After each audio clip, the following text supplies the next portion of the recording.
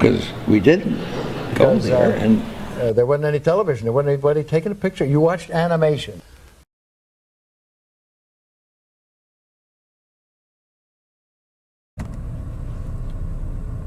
Hello YouTube, this is Chris again, Breakfast Rental Services. I'm at my buddy's house, so I'm in his driveway right now, so I'm using his Wi-Fi so I can screen record. I come across these documents last night. Again, this is NASA telling the truth, right in the lies.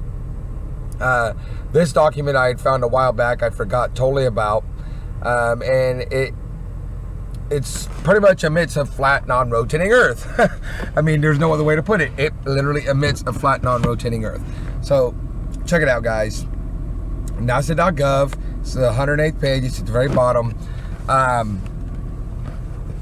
As you see, the date here is August 1988. So this is way before or way after we supposedly went to the moon. Okay. Which, again, we didn't go to the moon. The moon, sun, and stars are here, but we didn't, as the Bible says, but we didn't go to the moon. Okay? And another document that I'm going to show you here in a second, it literally says science has disproven God, the faith in God. So that's what I keep trying to tell you. If you listen to NASA, things like NASA, that are pushing evolution, Big Bang, Darwin's theory, moon, sun, and stars are off our planet and rotating our Earth, and gravity, and also the bullshit. They're trying to disprove God because they're trying to prove the Bible wrong. Okay, this is how Eve got deceived in the Garden of Eden. When he told Eve, the devil told Eve, you will not die if you eat that. I don't care what God told you. God really told you were going to die? Because she didn't know the spiritual death. The wages of sin is death.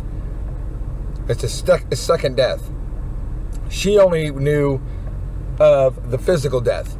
So anyway, let's get to this document.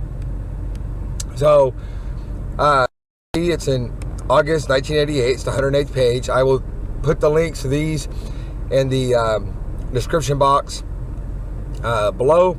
So anyway, let me blow this up here. Look what this reads. Okay, as you see, it's NASA document. This is for an airplane, okay? As you see here. But look what it says. Definition of a lunar aircraft model for a rigid aircraft of constant mass flying over a flat, non-rotating Earth. Let that sink in for a second, guys. Flying over a flat, non-rotating Earth. Why, in 1988, would they be trying to, in any way, shape, or form, make an airplane to fly over a flat, non-rotating Earth, if in 1988 we had already supposedly been to the moon and saw the shape of the Earth, saw that it was spinning? Why would you even try to make an aircraft and spend all this money to fly over a non-rotating Earth? It makes no sense. None whatsoever.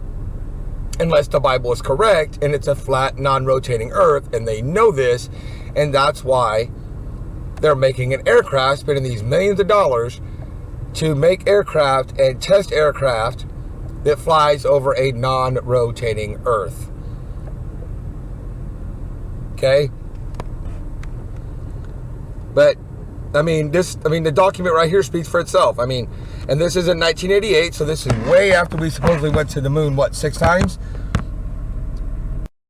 Okay? And this right here, it's at NASA Ames Research Center.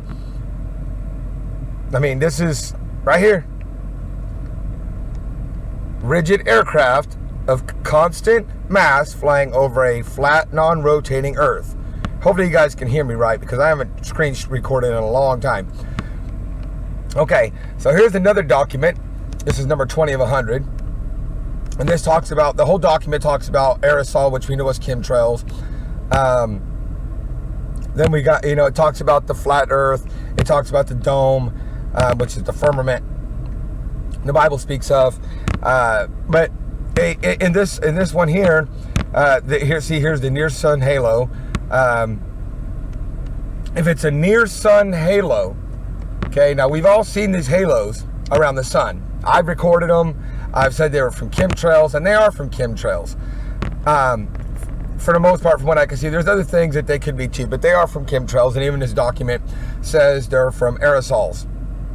But if they're the near the sun halo, that means that means the sun's in our sky. It's not near the sunlight, because that's all that is, if NASA's correct, is the sunlight coming into our sky. Near sun halo, and also from the sun on a surface perpendicular to these rays. Okay? But also look down here, because taking into consideration only the brightness of the first order assumption of a flat Earth, and giving some conclusion of the basic formula. Let's see here. Then we got down here. Let's see. A method is also a certain value of z and then decreases. A method is also proposed of determining the brightness of the clear daylight sky at any point, based on measuring the brightness along Alcumcator of the sun, and 5 and 6 points of the firmament located at various zenith distance. This method permits determination. All right, now in this folks, Astronomy Live here. In the video you see playing from Dan Rostov's channel, the claim is made that moonlight makes objects colder, and that by putting objects in the shade, you actually increase their temperature at night when the moon is out. So what's really going on here?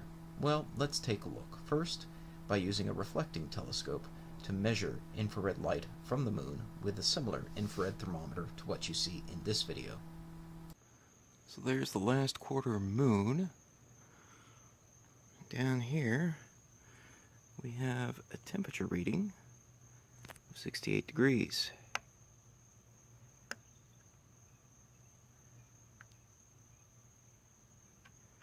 That's with the telescope pointed at the moon. I will note that you do need a reflector for this, not a refractor.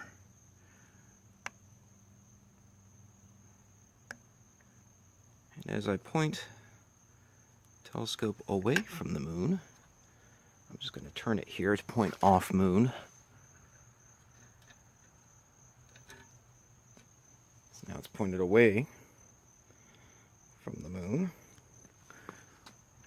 We will get a much lower temperature reading. About 44 degrees. Alright, so let me show you guys what's going on in some of these videos that claim to show that moonlight makes things colder. We have here a piece of metal sitting outside in the middle of a bright Florida summer day in the middle of July. It's been sitting out here a while, so let's take a reading of its temperature with this infrared thermometer.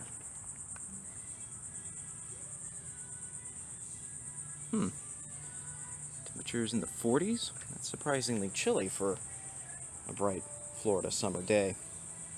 Let's move it into the shade and see if it gets colder or warmer.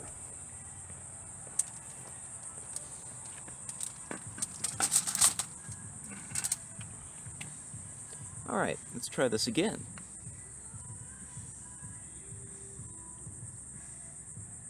Well, that's surprising. Suddenly, the temperature jumps up to the high 70s. What's going on here? Well, what's happening is this metal is actually reflecting infrared light from the sky. And it's not receiving nearly as much infrared light as when you put it in the shade, because what it's actually reflecting then is infrared light from the object that's creating the shade. In this case, a bush. So if I take temperature readings of this bush in the shade, we get temperatures in the mid-70s. That's what's really going on here. And so if you really want to see whether moonlight is making things colder or warmer, you need to more directly measure the infrared light coming from the moon using a reflecting telescope. Hope that answers your questions. Thanks for watching.